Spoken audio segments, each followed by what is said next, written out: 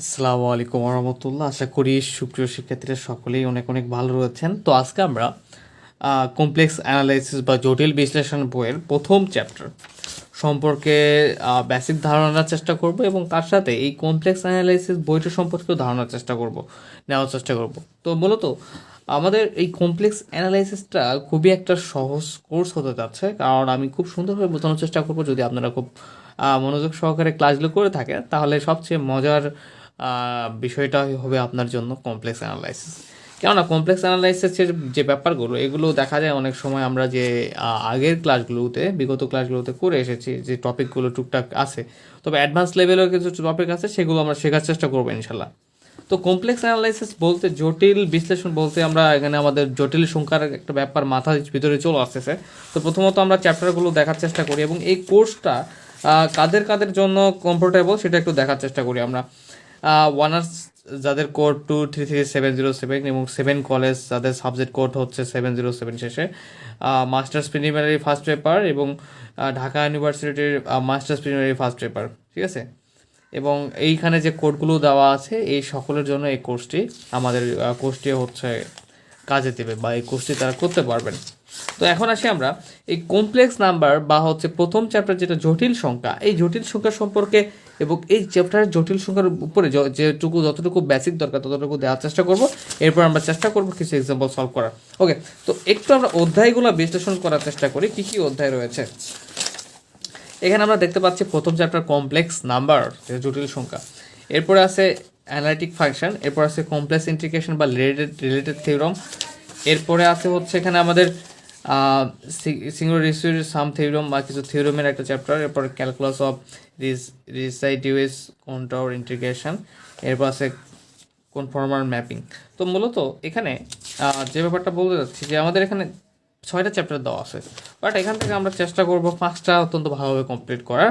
আমরা যদি 5টা খুব ভালোভাবে শেষ করতে পারি, তাহলে 100% পরীক্ষা কমন পাবো, ঠিক আছে। তো প্রথম টার্গেট থাকবে আমাদের 5টা চ্যাপ্টার খুব সুন্দরভাবে শেষ করা। তাহলে এই জটিল সংখ্যা সম্পর্কে ধারণা পেতে গেলে আমাদের যারা যান তারা একটু এই প্রথম বইয়ের প্রথম অংশগুলো একটু পড়তে পারেন, অথবা আমি খুব সুন্দরভাবে যতটুকু দরকার ততটুকু বুঝাই দিচ্ছি, দেখার চেষ্টা করুন খাতায়। তো জটিল সংখ্যা বলতে মূলত কি বোঝায়, যে কোনো সংখ্যা যদি সাপোজ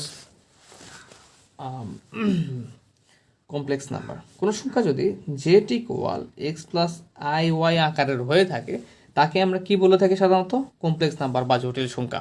ওকে, তো এখানে আমাদের এই কমপ্লেক্স নাম্বার বা জটিল সংখ্যাটা কয়টা পার্ট নিয়ে গঠিত হয়? 2টা। একটা হচ্ছে বাস্তব পার্ট আর একটা হচ্ছে কাল্পনিক। তো এই জটিল সংখ্যা একটা তৈরি হতে গেলে অবশ্যই তার বাস্তব এবং কাল্পনিক 2টা অংশই থাকতে হবে, মাস্ট বি। তার এই কমপ্লেক্স নাম্বারটা আমাদের যে সংখ্যাটা কমপ্লেক্স নাম্বার চিন্তা করতেছি, এখানে দেখেন ইমাজিন নাম্বার এখানে নেই। ইমাজিন নাম্বার বলতে এই যে আই যুক্ত অংশটাকে আমরা কাল্পনিক অংশ বলতেছি। আই যুক্ত অংশটাকে কি বলতেছি? ইমাজিন নাম্বার বা কাল্পনিক অংশ। তাহলে এই আই যুক্ত অংশ ছাড়া বাকি যে অংশটা থাকতেছে, সেটা হচ্ছে আমাদের কি, রিয়েল জেড বা হচ্ছে বাস্তব অংশ। এবং এই আয়যুক্ত অংশের সাথে যে সহগটা থাকতেছে তাকে আমরা বলতেছি যে ইমেজিন জেড, বা এই আয়ের সাথে ইমেজিন জেডের মানটা কত, ওয়াই। তাহলে আমরা কমপ্লেক্স নাম্বারটা, জটিল সংখ্যাটা কি হালকা বুঝতে পেরেছি।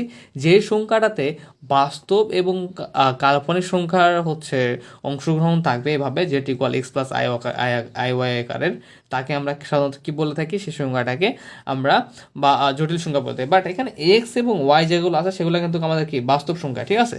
বাট এখানে যখনই ওয়াইয়ের সঙ্গে ইমাজিন নাম্বার যুক্ত হলো এবং প্লাস এর সঙ্গে পাশে আরেকটা বাস্তব অংশ থাকলো, তখন এই পুরোটাকে আমরা জটিল সংখ্যা বলছি। তো একটা ব্যাপার আরেকটু ক্লিয়ার হয়ে নেই। সাপোজ অনেক সময় এরকম দেওয়া থাকতে পারে, সাপোজ এখানে জেড ইকুয়াল দেওয়া আছে, তো জেড ইকুয়াল এরকম আসতে 3 ইকুয়াল i5, এটা কি জটিল সংখ্যা? হ্যাঁ, এটা জটিল সংখ্যা। কেননা এখানে 3 হচ্ছে বাস্তব সংখ্যা এবং ইমেজিন নাম্বারের সঙ্গে আমাদের একটা ইমেজিন নাম্বার রয়েছে, ইমেজিন জেড ইকুয়াল হচ্ছে 5, ইমেজিন নাম্বার, এবং এটা আমাদের পুরোটা কি, রিয়েল জেড, পুরোটা বাস্তব সংখ্যা 3।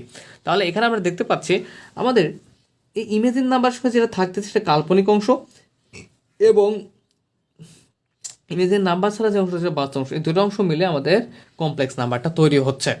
ওকে, তো কিছু ব্যাপার একটু হালকা ক্লিয়ার করে নেই এখনই। সাপোজ এখানে 6 দেওয়া আছে, এটা কি আমাদের জটিল সংখ্যা বা জটিল সংখ্যা তৈরি করতে পারবো? হ্যাঁ, করতে পারবো। কেননা 6+0i বা i0, দেখেন বাস্তব সংখ্যা, জিরোটা হচ্ছে আমাদের ইমেজিন নাম্বার অংশ, তখন কিন্তু এটাকে আমাদের কি জটিল সংখ্যায় রূপান্তরিত হয়ে গেল। মানে কোনো সিঙ্গেল সংখ্যা দেওয়া থাকলেও সেখান থেকে আমরা কি করতে পারবো, তাকে আমরা জটিল সংখ্যা হিসেবে কল্পনা করতে পারবো। বা এরকম দেওয়া আছে 3i, এটা কি হচ্ছে আমাদের কমপ্লেক্স নাম্বার জটিল সংখ্যা। অনেকেই ভাবতে পারেন এখানে কোথায় বাস্তব অংশটা তো নাই, শুধু কাল্পনিক অংশটা আছে। বাট আমরা তো চাইলে এভাবে লিখতে পারি 0+3i। 0+3i মানে কি, জিরোটা আমাদের হচ্ছে সেই কাঙ্ক্ষিত বাস্তব অংশ, রিয়েল জেড অংশ, এবং এই আয়ের সঙ্গে ইমেজের নাম্বার 3ও রয়েছে, তাহলে এটাকে আমাদের এটা জটিল সংখ্যা। তাহলে জটিল সংখ্যার সহজ সংখ্যাটাই হচ্ছে যে আমাদের যে সংখ্যার আকারটা z=x+i আকারের সংখ্যাটাকে আমরা কি বলবো, যে জটিল সংখ্যা বলে থাকবো। আই হোপ যে যতটুকু ক্লিয়ার হওয়া দরকার জটিল সংখ্যা সম্পর্কে ততটুকু ক্লিয়ার হতে পেরেছেন। এখন আমরা এখানে দুইটা অক্ষ বিবেচনা করি। এক্স অক্ষ এবং ওয়াই অক্ষ।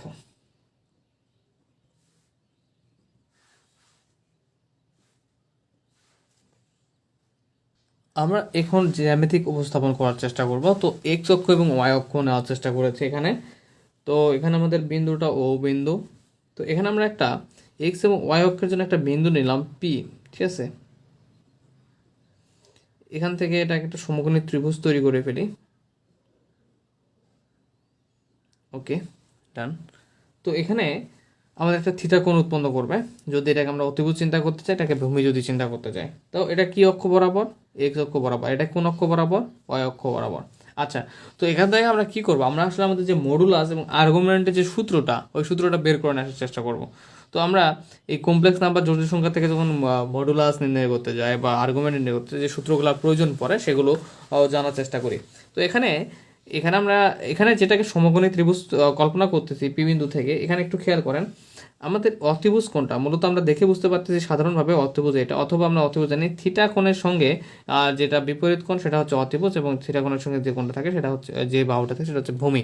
তাহলে আমাদের এই আর যেটাকে আর দিচ্ছে সেটা কিন্তু আমাদের কি, আমাদের অবশ্যই অতিভুজ ও থেকে পি পর্যন্ত, এটা দ্রুত আর নিলাম। আর এটা এক্স অক্ষ বরাবর, এটা ওয়াই অক্ষ বরাবর, সো এক্স ওয়াই।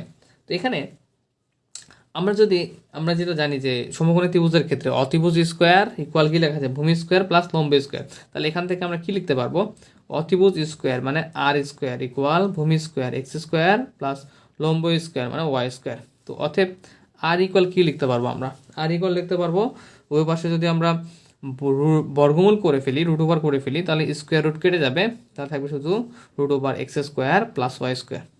আশা করি এই ব্যাপারটা ক্লিয়ার, যে জাস্ট এখানে যদি আমরা রুট ওভার করে ফেলি তাহলে কি হবে, স্কোয়ার রুট কেটে যাবে, শুধু রুট ওভারটা এখানে থাকবে। সো সেই কাঙ্ক্ষিত আরটা পাবো, আর ইকুয়াল কি x square plus Y square থেকে r equal root over x square plus Y square পেলাম।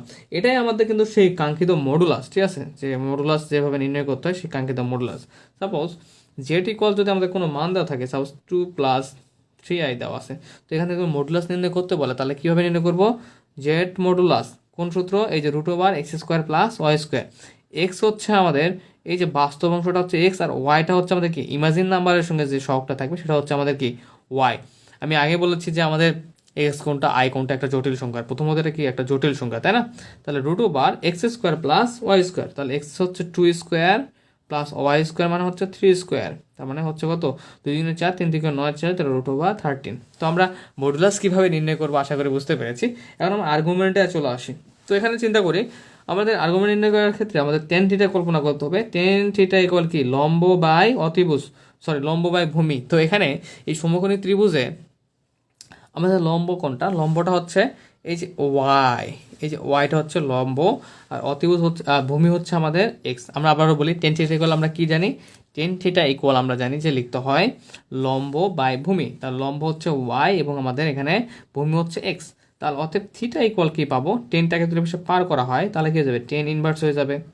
এই পাশে শুধু 10 আছে, এই পাশে পার করলে কি হয়ে যাবে 1/10 বা 10 ইনভার্স আমরা সকলেই জানি, তাহলে 10 ইনভার্স y/x। তো এখানে একটা ব্যাপার হচ্ছে যেটা এই ফার্স্ট কোয়াড্রেন্টের ক্ষেত্রে এটা আমাদের কি আর্গুমেন্টের সূত্র পেয়ে গেলাম। তো আর্গুমেন্টটা মূলত মধ্যবর্তী কোণকে নির্দেশ করে সাধারণত, ঠিক আছে, আর্গুমেন্টের সূত্র এটা। তো যখন অন্য কোয়াড্রেন্টে যায় তখন কিন্তু আর্গুমেন্টের মানটা সিস্টেমটা চেঞ্জ হয়, কখনো মাইনাসে কখনো পজিটিভ আসে। তো আমরা প্রথম কোয়াড্রেন্টের ক্ষেত্রে এটা আমরা আর্গুমেন্টের নির্ণয় করাটা শিখলাম। আচ্ছা, তো আমরা এখান থেকে কী কী পেলাম বলেন তো। প্রথমত আমরা পেলাম যে কমপ্লেক্স নাম্বারটা কি, কমপ্লেক্স নাম্বারটা কি, হোয়াট ইজ কমপ্লেক্স নাম্বার। এরপরে আমরা হচ্ছে জিওমেট্রিক্যাল যে রিপ্রেজেন্টেশন বা জ্যামিতিক উপস্থাপন সেটা দেখতে পেলাম। এরপরে আমরা এখানে মডুলাস তো আর্গুমেন্ট নিয়ে হালকা আলোচনা করলাম, যতটুকু না আলোচনা করলে নয়। আচ্ছা, এখন আমরা ফাইনালি আরও কিছু ব্যাপার জানার চেষ্টা করব, যে ব্যাপারগুলো জানা জরুরি। তাহলে আমরা এখানে প্রথমত জটিল সংখ্যা সম্পর্কে কি আশা করি বুঝতে পেরেছেন। এরপরে আমাদের মডুলাস কীভাবে নির্ণয় করতে হয় এবং আর্গুমেন্টের সূত্রটাকে। এখন আমরা অনুবন্ধী জটিল সংখ্যা সম্পর্কে জানার চেষ্টা করব। অনুবন্ধী জটিল সংখ্যা বা কনজুগেট কমপ্লেক্স নাম্বারটা আসলে কি। তো আমাদের একটা জটিল সংখ্যা যদি জেড ইকুয়াল 3+2i হয়ে থাকে সাপোজ, অথবা এটাকে আমরা যে আদর্শ আকারটা সেটাও চিন্তা করতে পারি যে জেড ইকুয়াল x+i y, ঠিক আছে, নো প্রবলেম। বাট এখানে একটু খেয়াল করি আমরা যে এটাকে যদি আমরা জেড বার করি, অনুবন্ধী জটিল সংখ্যাটা খুব মনোযোগ সহকারে বোঝার চেষ্টা করবেন। এখানে যদি আমরা জেড বার করে থাকি তাহলে কী হয়ে যাবে, এই যে প্লাসটা আছে সেটা হয়ে যাবে মাইনাস, ঠিক আছে। তো দেখেন জেড ইকুয়াল 3+2i, এটা আমরা একটা জটিল সংখ্যা বুঝতে পারছি, 3 বাস্তব সংখ্যা এবং ইমেজিন নাম্বার সঙ্গে একটা বাস্তব সংখ্যা আছে। যখন এই জেড বার করলাম তখন কী হয়ে যাবে 3 - 2i, পজিটিভটা নেগেটিভ হয়ে যাবে। এটাকে আমরা অনুবন্ধী জটিল সংখ্যা বলতেছি।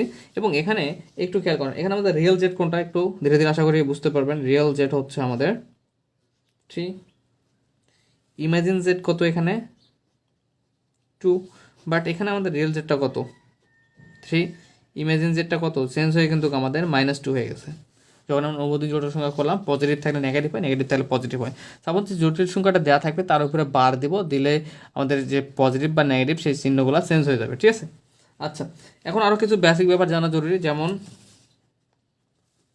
জেড বার হোল স্কোয়ার ইকুয়াল লেখা যায় 2z বার, ঠিক আছে। Z modulus whole square equal লেখা যায় 2z বার। এগুলো সূত্র যখন শিখবো ধীরে ধীরে চলে আসবে। জেড ডাবল বার ইকুয়াল লেখা যায় শুধু জেড, কেন লেখা যায় ডাবল বার ইকুয়াল জেড, এগুলো যদিও আলোচনা করার বিষয় না। যেমন দেখেন জেড ডাবল বার জেড বলতে কী বোঝাচ্ছে, সাপোজ জেড আছে, জেডকে একবার বার দিলাম, এরপর আবার একটা বার দিলাম, ডাবল বার দিলাম, তখন কি এই যে মূল যে জেডটা সেই জেডটা ব্যাক আসবে বা ফিরে আসবে, এটা বোঝাচ্ছে। কিন্তু জেড ডাবল বার, জেডকে 2বার বার দিলে জেডের মানটা সেটাই ফেরত আসবে। তো এখানে দেখেন, এখান থেকে বোঝানোর ট্রাই করি। জেডের মান 3+2i আছে, এটাকে একবার বাদ দিলাম, 3 - 2i হলো। এটাকে যদি আরেকবার বার দেন তাহলে কী হয়ে যাবে, 3 মাইনাসটা চেঞ্জ হয়ে যাবে। বারের উপর একবার বাদ দিলে কি অনুবন্ধী জটিল সংখ্যা, যতবার বার দিবা ততবার কী হবে, চিহ্ন চেঞ্জ হয়ে যাবে। তো জেড ডাবল বার দিলে 3 - 2iটা হয়ে গেলো 3+2i। দেখেন আমাদের যে কাঙ্ক্ষিত আগের জেডটা ছিল সেই জেডটাই কিন্তু আমরা এতটুকু অংশের জন্য আবার ফিরে পাচ্ছি। তো তাহলে জেডকে 2বার যদি বার করা হয় তাহলে জেডের যে আসল মানটা সেটাই ব্যাক আসে। সো জেড ডাবল বার ইকুয়াল আমরা জেড লিখতে পারি। এরপরে এই চ্যাপ্টারে আরেকটা বিষয় জানা জরুরি, সেটা হচ্ছে যে আমরা এই সূত্রগুলো শিখেছিলাম আগের ক্লাসে, যে e⁻i θ ইকুয়াল কী লেখা যায়, cos θ প্লাস i sin θ, ঠিক আছে। যখন e⁻−i θ তখন হচ্ছে cos θ মাইনাস i sin θ। ওকে, তো দেখেন যখন এখানে আই থিটা তখন cos θ প্লাস i sin θ, যখন এখানে -i θ তখন cos θ মাইনাস i sin θ চলে আসতেছে। এবং এখানে সঙ্গে সঙ্গে বৃত্তের সমীকরণ আমাদের জানা জরুরি। বৃত্তের সমীকরণটা হচ্ছে যে x - a whole square plus y - b whole square equal r square. এরপরে আমাদের এখানে উপবৃত্তের সমীকরণ জানতে হবে, উপবৃত্তের সমীকরণ, ঠিক আছে। এগুলো আপনারা নোট করে নেবেন অবশ্যই। যে উপবৃত্তের সমীকরণটা কীরকম, যে x² plus y² by b² equal হচ্ছে 1। এরপর অধিবৃত্তের সমীকরণ,